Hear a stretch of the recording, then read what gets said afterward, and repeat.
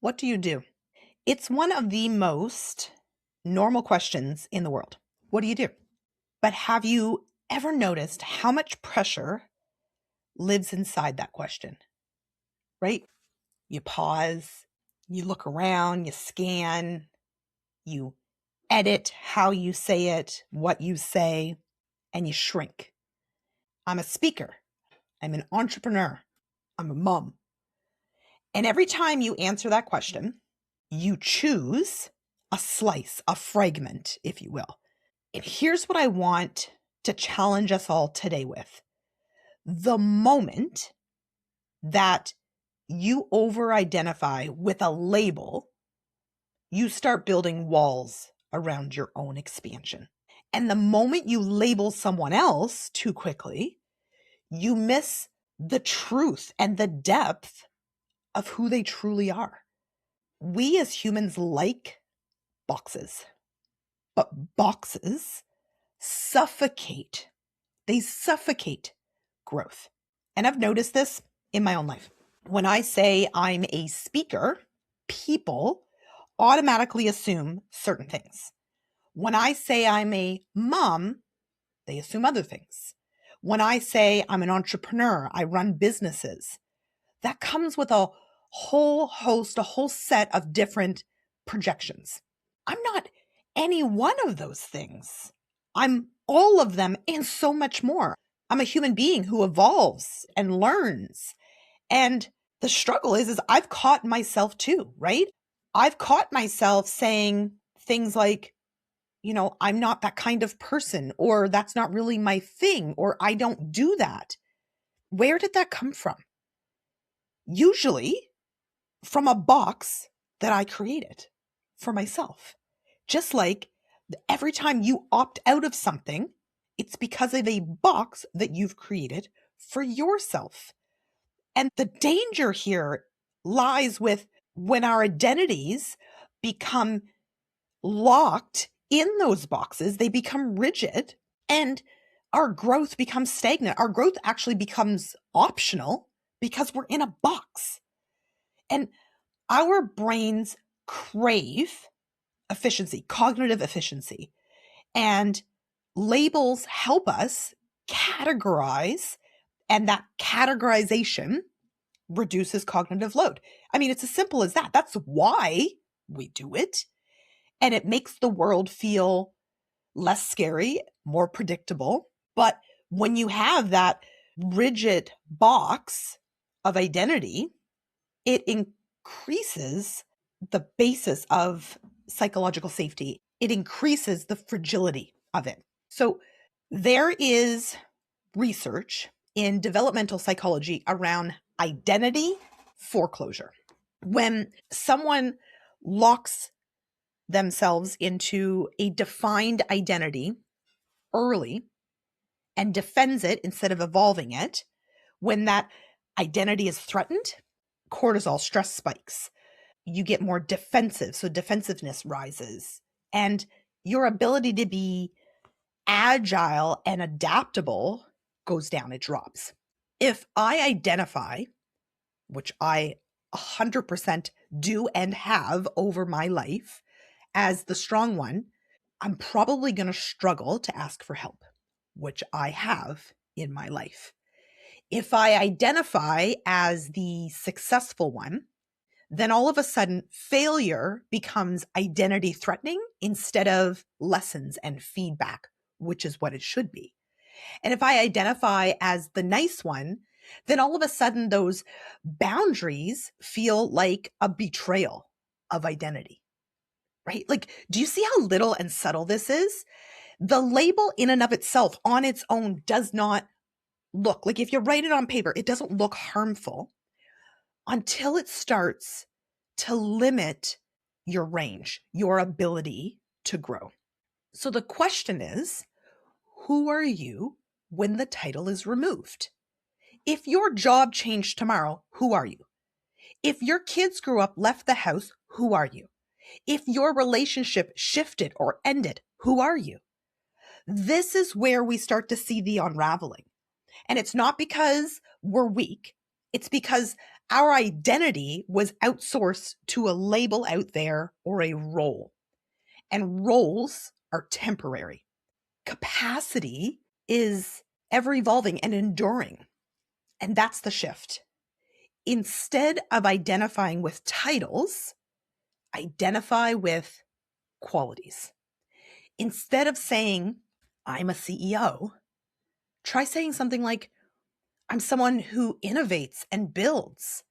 Instead of saying, I'm a mom, try saying something like, I'm someone who nurtures and leads. Qualities grow and evolve with us.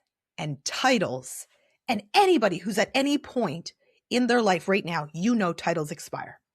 You've had many of titles in your life, and at some point, they all have their closing date. And so I want to talk about what we do with other people. And this is so detrimental because we do it to ourselves, but then we do it to other people. She's just a stay-at-home mom. He's just corporate. She's just a VP of HR, I think. He's just quiet. He's just shy. And the moment we use words like just, or we put people in that box, we have flattened a human and their potential. And interesting, when we flatten somebody, we put them in that box, it's easier to dismiss them. But they're harder to see. Like, not even but, they just are. They just are harder to see because we've dismissed them. I speak about this often, but I honestly believe that as leaders, as humans, curiosity is the cat's, finish the sentence. It is the cat's ass. I'm going to say it anyway. Curiosity dies inside of boxes. And curiosity is literally what builds connection. You cannot lead well if you box people in. You cannot love well if you box people in. And you, my friends, cannot grow well if you box yourself in. Think about a person in your life or at work that annoys the heck out of you. Have you reduced that person to being difficult, too emotional, too controlling? Have you ever looked at it from a different perspective and asked yourself those curious questions of, what if they're overwhelmed? What if they are carrying something that is invisible? What if they've been burned before? The box you put them in prevents your ability to build a bridge where connection is possible. Rigid identity increases all of that. It also increases stress. And you may be sitting there asking yourself, well, why? Because if you are constantly protecting an identity, a version of yourself over here, your stress rises when anything goes to the negative that, right? But if you are flexible in your identity, all of a sudden you start to increase your ability to build that skill, that capacity of resilience. When you have the ability to adapt and be agile and not put yourself in a box or others in a box, when things shift, when they change, you don't collapse. If one chapter ends, you don't lose yourself because you never considered yourself just that one thing. That is capacity. And that's what I like to focus all of us, whether you're a leader, whether you're middle manager, whether you're a human just existing on this earth, that is sustainable performance. And so my suggestion to you is to start considering, and maybe even write this down, what are the labels that you cling to? What are the things that make up your box, your identity? And then ask yourself, how, if at all, are they limiting you? Right? Like, how is this limiting me by putting this label on myself? Right? And then replace it with, instead of a label, replace it with a quality. So rather than labeling yourself someone who's bad with money, maybe it becomes something like, I'm someone who's learning a financial skill, or I'm learning financial literacy. Or, I think of myself, like I always used to say, I'm not a runner.